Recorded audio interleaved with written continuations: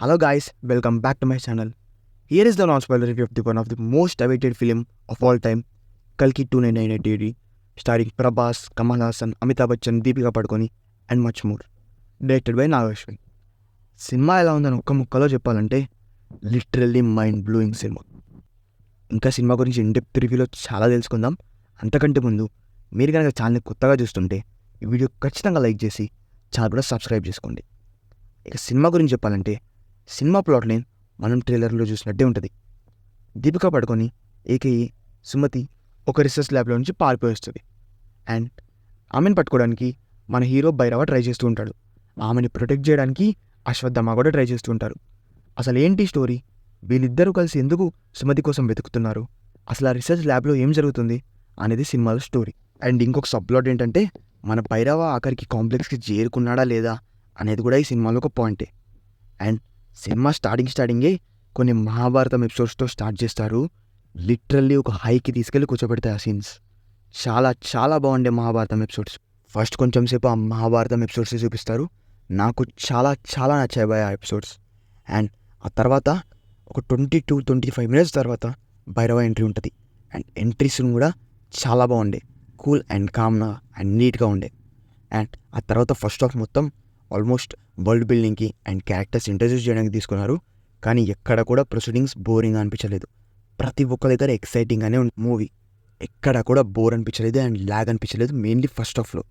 And ఆ pre interval and interval scene was extraordinary. One of the best scenes of all time అనిపించింది. చాలా చాలా నచ్చింది ఆ సీన్. ఎందుకు లిటరల్లీ చాలా హైక్ తీసుకెళ్ళి కూర్చోబెట్టేశాడు. సెకండ్ హాఫ్ మీద ఎక్స్పెక్టేషన్స్ ఘోరంగా పెరిగిపోయాయి. ఇక ఓవరాల్గా first half was too good.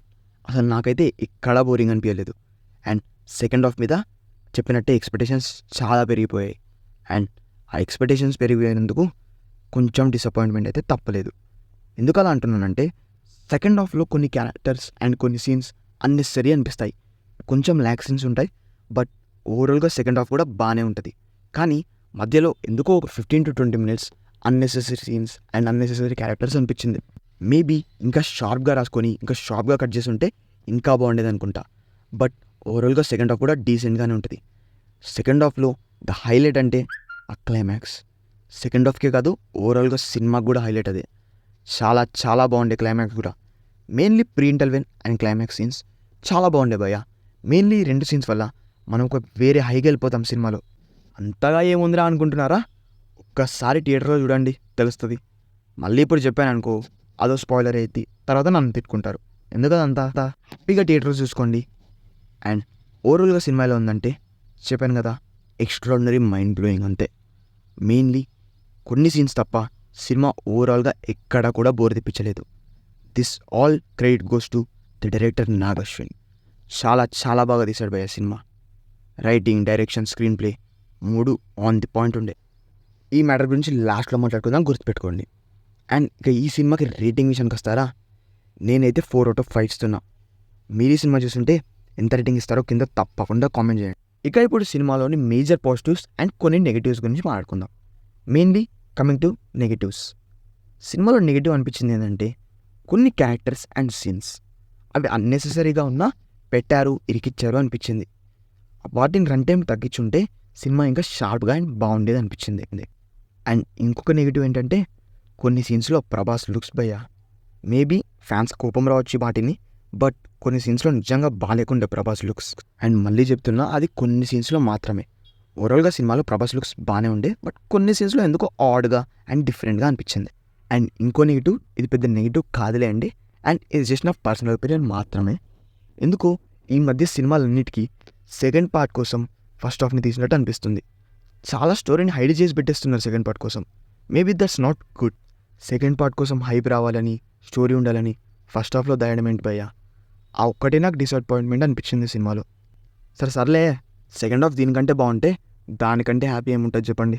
ఇక మేజర్ పాజిటివ్స్ ఏంటంటే మెయిన్లీ ద డైరెక్టర్ నాగశ్విన్. దీని గురించి చెప్పా కదా లాస్ట్లో మాట్లాడుకుందామని, అంతవరకు వెయిట్ చేయండి. అండ్ ఇంకో పాజిటివ్స్ ఏంటంటే ప్రభాస్. ఎస్, నిజంగా ప్రభాస్ కామెడీ టైమింగ్ అండ్ కొన్ని సీన్స్లో ప్రభాస్ యాక్టింగ్ చాలా చాలా బాగుండే. ఇప్పటిదాకా చెప్పా కదా కొన్ని సీన్స్లో లుక్ బాగాలేదని, అది కొన్ని సీన్స్లో మాత్రమే. బట్ మేజర్ ఆఫ్ ది ఫిలింలో Prabhas comedy timing and scenes చాలా బాగుంది. మెయిన్లీ ఆయనకి ఈ రోల్ చాలా సూట్ అయింది, అందువల్లే అంత బాగా అనిపించింది అనుకుంటా. అండ్ యాక్టర్స్ పర్ఫార్మెన్స్ అందరూ బాగానే చేశారు, అది కూడా ఒక పాజిటివే. ఇక ఈ సినిమాని మనకు అంత మంచి ఎక్స్పీరియన్స్ ఇవ్వడానికి కారణం ఆ ఆర్ట్ వర్క్, ఆ cinematography and other technical departments. They did their best భయ. నిజంగా వాళ్ళ వల్లే మనం ఇంత మంచి ఎక్స్పీరియన్స్ ఉన్న సినిమా చూడగలిగాం. Thank for them. ఇక పర్ఫార్మెన్సెస్ విషయానికి వచ్చేస్తే చెప్పా కదా, Prabhas as Bhairava did very good job. And Deepika Padukone కూడా చాలా బాగా యాక్ట్ చేసింది. అండ్ ఎస్పెషల్లీ కొన్ని ఎమోషనల్ సీన్స్లో చాలా చాలా బాగుంది ఆమె యాక్టింగ్ కూడా. అండ్ ఇక కమల్ హాసన్, అమితాబ్ బచ్చన్ అయితే టూ గుడ్. కమల్ హాసన్ గారికి పెద్ద రోల్ ఏం కాదు, ఆయనకి చాలా తక్కువ డైలాగ్స్ ఉండే, బట్ చాలా పెద్ద ఇంపాక్టే ఉండే భయ్య. నిజంగా ఒక టెరిఫైయింగ్ క్యారెక్టర్ ఇది. పార్ట్ 2 కోసం చాలా ఎక్సైటెడ్గా ఉన్నా కమల్ హాసన్ క్యారెక్టర్ చూడడానికి. ఇక బుద్ధున్నోడు ఎవడైనా ఆయన యాక్టింగ్ గురించి వంకలు పెడతాడా చెప్పండి? నేను కూడా పెట్టను. అండ్ అమితాబ్ బచ్చన్ గారు కూడా చాలా చాలా బాగా చేస్తారు సినిమాలో. మెయిన్లీ ఆయనకి చాలా మంచి రోల్ ఉండే సినిమాలో. మెయిన్ లీడ్స్లో కాకుండా వేరే రోల్స్లో చేసిన దాంట్లో ఆయనకి one of the best role అనుకుంటా ఇది. అండ్ సినిమాలో వీళ్ళు మాత్రమే కాదు, ఇంకా పెద్ద పెద్ద క్యాస్ట్ ఉంది, పెద్ద పెద్ద క్యామియోస్ కూడా ఉన్నాయి. అవన్నిటి గురించి నేను చెప్పి స్పాయిలర్స్ ఇవ్వదలుచుకోలేదు. సో సినిమాలను చూసి ఎంజాయ్ చేయండి. అండ్ ఇక రైటర్ అండ్ డైరెక్టర్ నాగశ్విన్ గురించి చెప్తానని చెప్పాను కదా, ఏం చెప్పాలి భయ్ అనే గురించి. Hats off literally. చాలా చాలా గొప్ప ఎక్స్పీరియన్స్ ఇచ్చిన సినిమా తీసావు. థ్యాంక్ యూ ఫర్ ఇట్. మెయిన్లీ ఒకవేళ ఈ సినిమా గురించి అన్నీ కరెక్ట్గా వర్కౌట్ అయితే this could be the next Baahubali of Telugu film industry. And I hope it happens. Telugu cinema and Indian cinema range చాలా చాలా పెరగాలి ఈ సినిమాతో. And that's all for this review guys. Next వీడియోలో మళ్ళీ కలుసుకుందాం. అంతవరకు బాయ్ బాయ్.